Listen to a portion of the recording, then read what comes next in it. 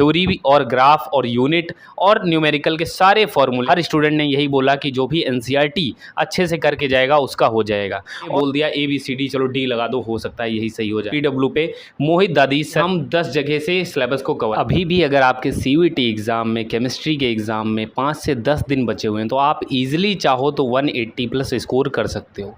चाहे आप अभी 50% सिलेबस कवर किए हों, अगर आपने कुछ भी नहीं किया है तो भी आप 150 स्कोर कर सकते हो। अगर आपने पूरा कंप्लीट कर लिया है तो आप 200 भी क्रॉस कर सकते हो। तो चलिए जानते हैं क्या रहेगा रोड मैप और अगले 5 दिन की स्ट्रेटजी हमारी क्या रहने वाली है। सबसे पहले आपको एक चीज़ करनी है कि पैनिक नहीं करना है। एग्ज़ाम मोड आपको पता है, कई सारे एग्ज़ाम हो चुके हैं ऑलरेडी और एग्ज़ाम कैसा आ रहा है, क्या लेवल आ रहा है। अगर आप आराम से देखेंगे तो हर पेपर में 25 से 30 क्वेश्चन ऐसे जा रहे हैं जो ईजिली अटेम्प्ट किए जा सकते हैं और स्टूडेंट से भी रिव्यू ये मिला है। अभी तक मैंने जितने स्टूडेंट से बात की है, चाहे वो केमिस्ट्री का पेपर हो चाहे फिजिक्स का पेपर हो, हर स्टूडेंट ने यही बोला कि जो भी एनसीईआरटी अच्छे से करके जाएगा उसका हो जाएगा। और बाय द वे अगर कोई शिफ्ट बहुत हार्ड चला जाता है तो उस शिफ्ट का जो नॉर्मलाइजेशन जब होगा तो वहाँ पर स्कोर बढ़ जाने वाला है, तो वो आपको चिंता नहीं करनी है। सबसे पहले आप अपना काम करोगे जो एक स्टूडेंट को करना चाहिए और कैसे हमें 150, 180 और 200 प्लस स्कोर को हम कर सकते हैं। तो चलिए 1 बाई 1 हम डिटेल में बात करते हैं।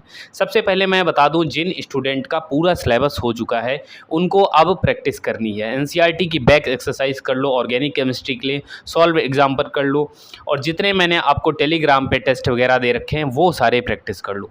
इसके बाद आपको ज़्यादा डरने और घबराने की ज़रूरत नहीं है। फ्री मॉक टेस्ट वगैरह भी आप लगा सकते हो, बस ध्यान रखना रिलेवेंट होने चाहिए। इररिलेवेंट क्वेश्चन अगर आपको डिलीटेड चैप्टर से दिख रहे हैं तो वो बिल्कुल भी नहीं लगाने हैं। फिजिकल के लिए ये कर सकते हो, थ्योरी भी और ग्राफ और यूनिट और न्यूमेरिकल के सारे फॉर्मूले आपको आने चाहिए। आपका काम फिजिकल में हो जाएगा। इतना ही करना है, बहुत ज़्यादा आपको ये नहीं सोचना है कि पेपर ना जाने कहाँ से बन जाने वाला है। पेपर बिल्कुल एनसीईआरटी तो स्टिक रहेगा। जो भी अच्छे से पढ़ के जाएगा वो आराम से 50 में 45 क्वेश्चन तक आराम से कर सकता है और कोशिश यही होनी चाहिए कि हम पूरे क्वेश्चन अटेम्प्ट करें वहाँ पे।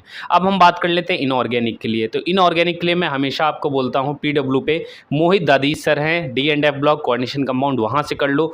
एज इट इज़ उनके नोट्स रिवाइज कर लो, मल्टीपल टाइम्स कर लो, वहीं से क्वेश्चन बनेंगे। एक भी क्वेश्चन आपका गलत नहीं होने वाला है। अगर हम बात करें जिनका 50% सिलेबस कंप्लीट है, अगर आपका एग्ज़ाम 5 दिन पहले है तो आप कोशिश करिए मैराथन देखिए, PW की मैराथन देख सकते हैं और बाकी अड्डा वगैरह पे भी आप देख सकते हैं।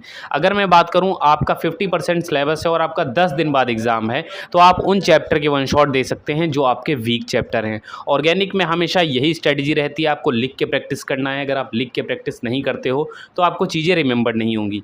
जैसे ही आप वन शॉट कोई भी लेक्चर का देख लेते हो तो उसके बाद आपको एनसीईआरटी की बैक एक्सरसाइज करनी है और जितना हो सके आपको लिख लिख के प्रैक्टिस करना है। एसिडिक और बेसिक स्ट्रेंथ वहाँ पे इंपॉर्टेंट टॉपिक है। बायोमोलिक्यूल को बिल्कुल भी इग्नोर मत करना, 4 से 5 क्वेश्चन वहाँ से आते हैं।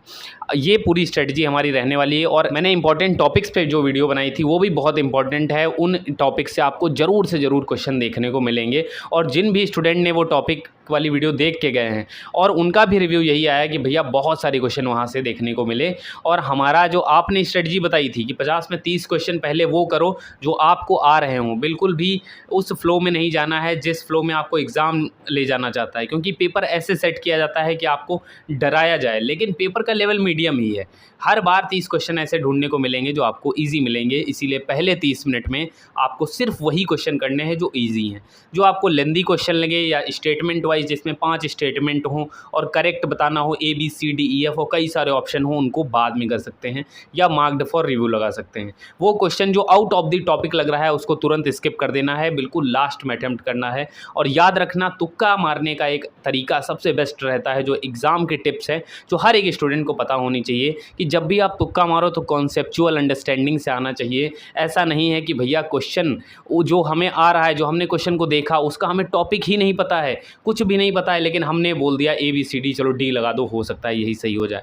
ये गलती बिल्कुल नहीं करना है, माइनस मार्किंग खा जाओगे। कट ऑफ जितने नंबर आ जाएंगे उतने कम हो जाएंगे। दूसरा है कट ऑफ का आइडिया ज़रूर होना चाहिए। आप जो भी कोर्स टारगेट कर रहे हो कट ऑफ का आइडिया रहेगा तो बस उसी स्ट्रेटजी से जाना है। जैसे PCM वाले स्टूडेंट के लिए बात करूँ तो आपको केमिस्ट्री और फिजिक्स में ज़्यादा स्कोर करना है, मैथ में डिसेंट भी करेंगे तो चल जाएगा।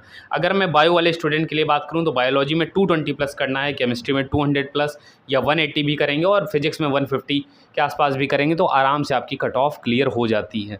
वहीं हम बात करें केमिस्ट्री में ओवरऑल आपको अभी कैसे पढ़ना है, ट्राई करें 3 से 4 घंटे डेली केमिस्ट्री पढ़ने की और उन चैप्टर पे भी ज़्यादा फोकस करेंगे जो आपके, क्योंकि एक बार अगर आप सिलेबस कवर कर लेते हो तो कहीं ना कहीं एग्जाम में बहुत सारी चीज़ें आप टैकल कर पाते हो। 50 क्वेश्चन टोटल आते हैं और हर एक चैप्टर से क्वेश्चन बनने हैं, तो ज़रूरी है हर एक चैप्टर को एक बार देखना। कई बार ऐसा होता है जो हमें चैप्टर टफ लग रहा होता है वहाँ से बहुत बेसिक क्वेश्चन भी देखने को मिल जाते हैं।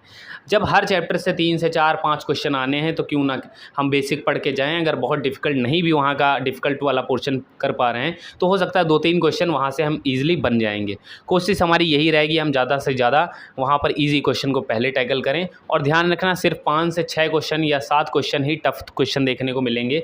अगर आप उन क्वेश्चन को पहले कर लेते हो जिस तरीके से मैंने बताया, उन टॉपिक पे फोकस कर लेते हो जो मैंने बताया, तो आराम से हो जाने वाला है। लास्ट में बता देता हूँ कहाँ से पढ़ना है।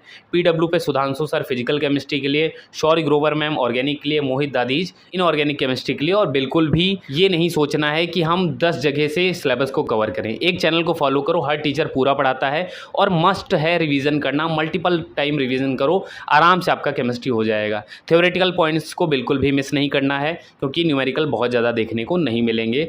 ओवरऑल जो है NCERT बेस्ड ही पेपर रहेगा। और बाकी इसके लिए आपको कोई पर्सनल गाइडेंस चाहिए तो आप इस दिए गए मेल ID पे मुझे मैसेज कर सकते हैं, अपनी प्रॉब्लम बता सकते हैं। मात्र 59 रुपये में मुझसे व्हाट्सएप और कॉल के जरिए भी जुड़ सकते हैं। तो थैंक यू सो मच, मिलते हैं नेक्स्ट वीडियो में।